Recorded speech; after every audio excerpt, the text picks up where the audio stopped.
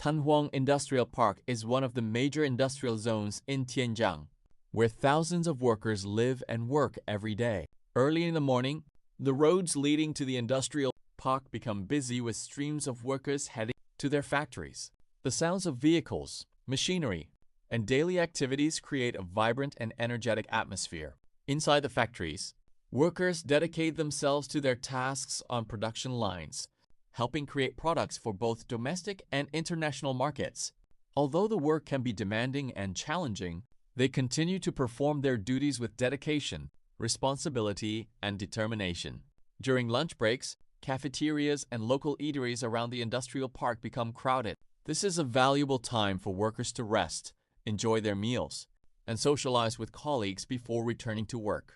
As the day comes to an end, thousands of workers leave the factories and head home to their families after a productive day. The daily life of workers at Huong Industrial Park reflects not only the growth of local industry but also the hard-working spirit and perseverance of the workforce. Their efforts play an important role in driving economic development and building a brighter future for the community.